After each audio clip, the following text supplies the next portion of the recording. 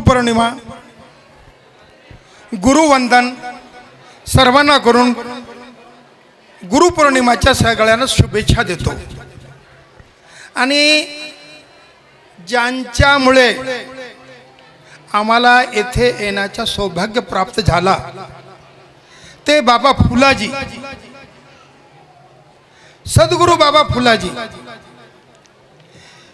यांची परिवार, गुरुमाता, भाऊ केशवदादा इंगळे, वामनदादा इंगळे आणि सिद्धेश्वर संस्थान पटनापूर यांना सर्वांना मी नमन करतो।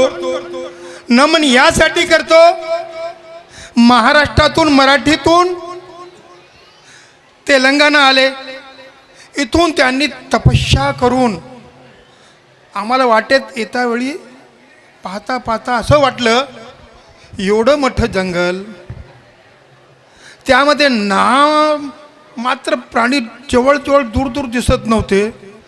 आता एवढे दिसत नव्हते, त्या काळात तर कसं दिसत होते। त्या काळात दादानी येऊन तपस्या भक्ती साध्य करून त्यांनी हे सांगितले की आत्मा शरीर हे नाशवंत आहे, पण आपला जो नाम आहे, जो जप आहे, तो आपल्या शरीरात राहतो आणि विश्वात मध्ये आत्मा निर्माण होते, त्यामधूनच मानव जमून तसंच प्राप्त होते। दादा वामन दादा एवढी जी संख्या जमली एवढी जमलेली नाही। दादा सद्गुरूने जे लोकांना जवळ केले, नाम जपण्याची संपत्ती दिली, धन संपत्ती, मानव संपत्ती, आरोग्य संपत्ती, हे आपण सर्व जपून देवाची प्रार्थना करा, नाम जपा, हे करा। हेच गुरु ग्रंथ साहेब मध्ये सांगितले आहे। एक ओंकार, एक म्हणजे सर्वाचा परमेश्वर एक आहे। आकार, त्याला कोणताही आकार नाही, असा हे आकार। आता पहा तुम्ही, मला असं वाटतं 33 कोटी देव आहे म्हणतात, त्यामधले कोणते आत्मा, कोणते देव या सर्व मध्ये वसत असेल हे आपण आत्मामधून पाहिलं तर नाम जपण्याने आपल्याला सर्व मिळते। गुरुपौर्णिमा, गुरुवंदना का केली? आपल्याला तपस्या वाटते। सर्वप्रथम गुरु बिन घोर अंधार, गुरु बिन समज न आवे, हे गुरुग्रंथ साहेब मध्ये आहे। म्हणजे याचा अर्थ असो की गुरु आपल्याला जो शिक्षा देतो, ज्ञान देतो, तोच प्राप्त आपल्याला होत असतो। कारण माता पिता, शाळेचे शिक्षक आणि गुरु जो उपदेश देऊन समजावून सांगणारा तो गुरु, त्याने जर अंधकार दूर केला तो विकास होतो। मनातून अंधकार निर्माण होऊ नये म्हणून सर्वाला समजून सांगतो, विकास घडवतो तो गुरु।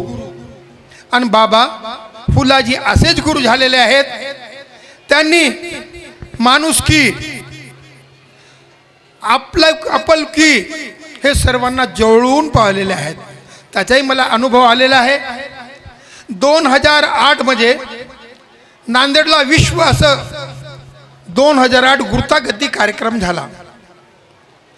प्रवचनासाठी बाबा फुलाजीला बी सांगितलं होतं। तिथं बाबाजींनी जेवढी संगत त्यांची होती त्यांना बरोबर घेऊन त्या कार्यक्रमासाठी तर त्यांना हजेरी लावली।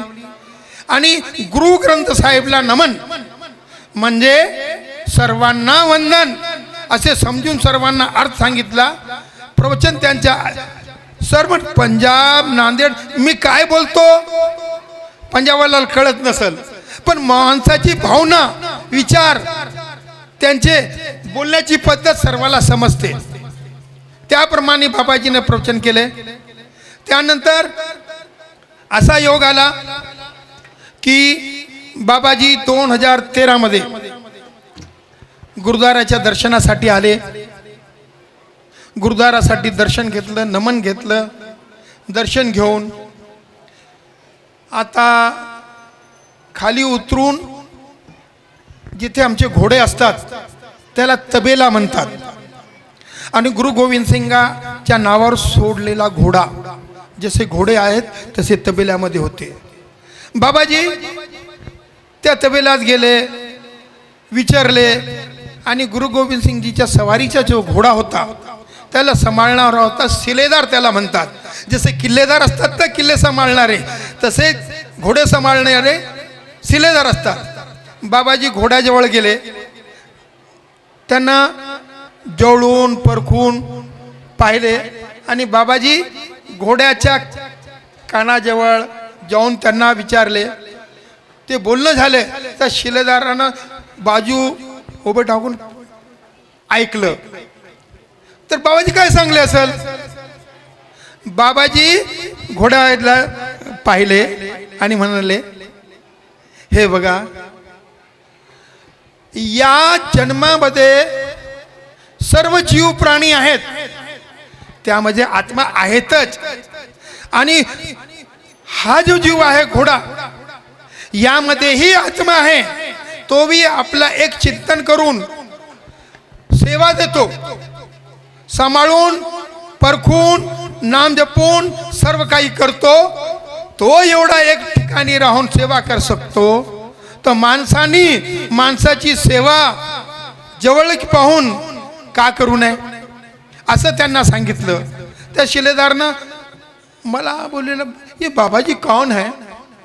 ये बाबाजी घोड़े के नजीक आए हैं, खड़े हैं, बड़े ख्याल से देखे हैं और कुछ बोले हैं. वो बोलने में मुझे ऐसा समझ लगा बाबाजी जो बोले कि भाई ये आत्मा एक है, आत्मा के अंदर वास है और ये भी जो जीव है ये आत्मा निकल जाएंगी, चले जाएंगी, शरीर नाश हो जाएगा, लेकिन घोड़े की आत्मा भी नाम जपते रहेंगी. बाबाजीने असं सांगितलं. ते मला सांगितलं. त्यानंतर बाबा बलविंदर सिंगकडे गेले.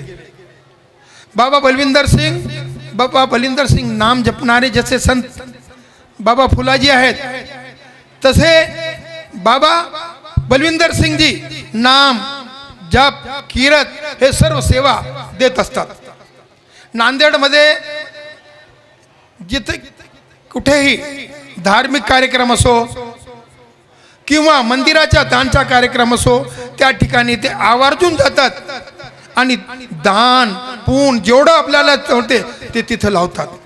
बाबा फुलाजी बरोबर जेव्हा बसले ते कमराजी बाबाजीनं बलविंदर सिंगजीनं त्यांच्याबरोबर एवढं बोलणं झालं, ज्ञान को ज्ञान मिले चले ज्ञान की बात, बाबा से बाबा मिले चले दिल की बात.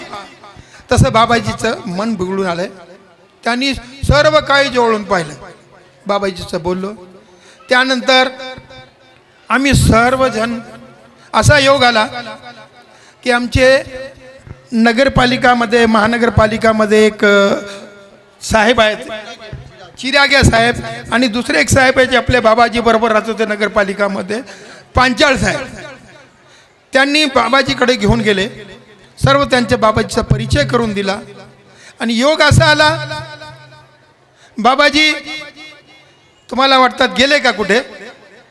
ते शरीर नाशवंत आहे, त्यांचं काय आपलं काय या जगपातून आपण जाणारच आहोत. पण आपल्या मनामध्ये बाबाजी घर करून जे उपदेश आपल्याला देऊन गेले ते आपल्या मनात राहिले. बाबा आजही आपल्यामध्ये आहे, गेले कुठे नाही. शरीराने गेले असेल पण त्यांनी आपल्याला जे शिकवण दिली ते आतापर्यंत आपल्याला सांभाळून ठेवायचं आहे, जोपर्यंत आपल्याकडे आहे तोपर्यंत.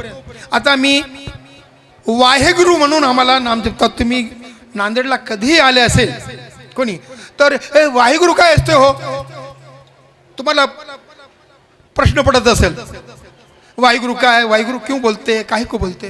तो वाहेगुरुचा अर्थ मी तुम्हाला असं समजून सांगिततो. हे 4 युग झालेले आहेत.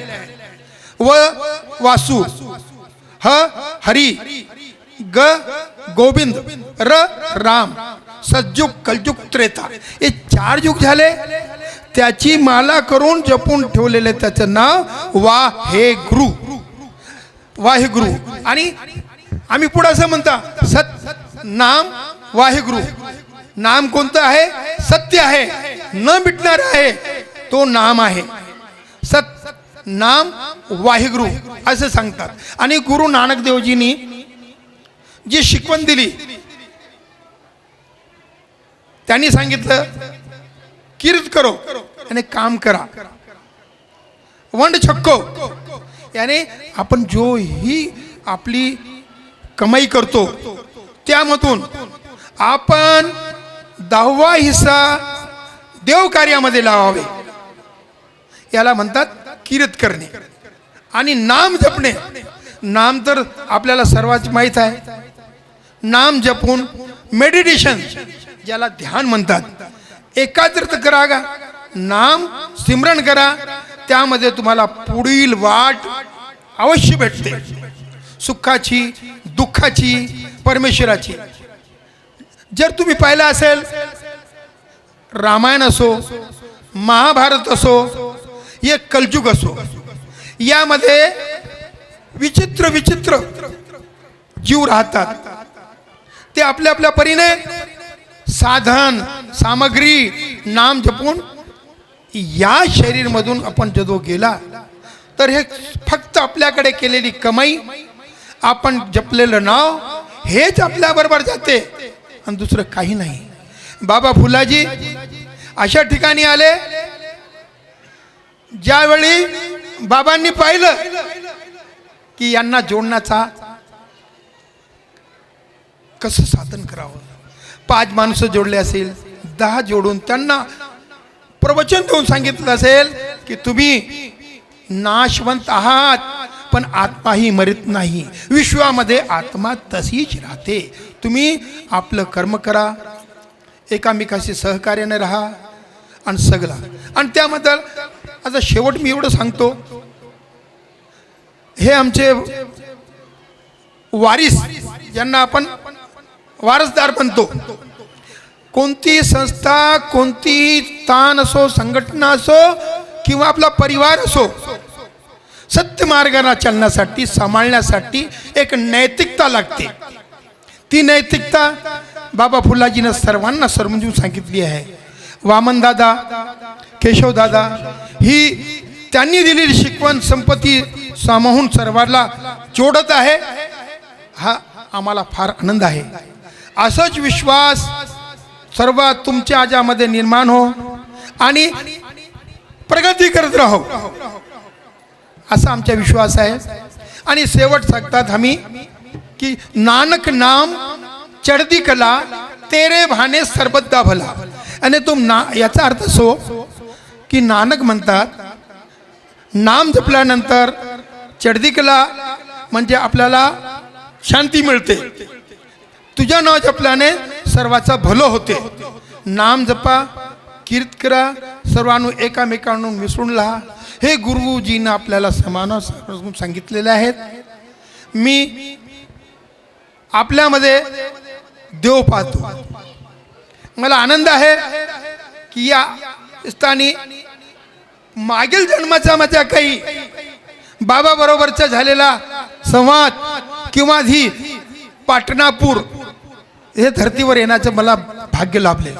मी कुठे नांदडून मला कुठं माहीत होतं की पाटणापूर कुठं येतं, काय येते, पण बाबाच्या आशीर्वादाने इथं मला तुम्हाला पाहण्याची संधी मला आपल्याला दिली. त्याबद्दल मी आपल्या सर्वांचा धन्यवाद व्यक्त करतो. आणि संस्थांचे बाबांनी दिलेली शिकवण समाजामध्ये सर्वांमध्ये निर्माण हो, आपण मध्ये बोलायला देण्याची संधी दिली, त्याबद्दल मी आपल्या सर्वांचा आभार मानतो. आणि आमचे श्याम जाधव ज्यांनी एक कडी जोडली, असं आहे तसं पहा, असं निर्माण करा, अशी सर्व ही पद्धत. आता मी आपला सर्वांचा धन्यवाद व्यक्त करून गुरुपौर्णिमाच्या निमित्त आपण मला येथे बोलवलं, त्याबद्दल आपल्या सर्वांचा धन्यवाद, संस्थाचा धन्यवाद करून मी माझे वाढलेले शब्द कमी करून आपल्याकडून सर्वांकडून माफी मागतो. धन्यवाद, धन्यवाद, धन्यवाद.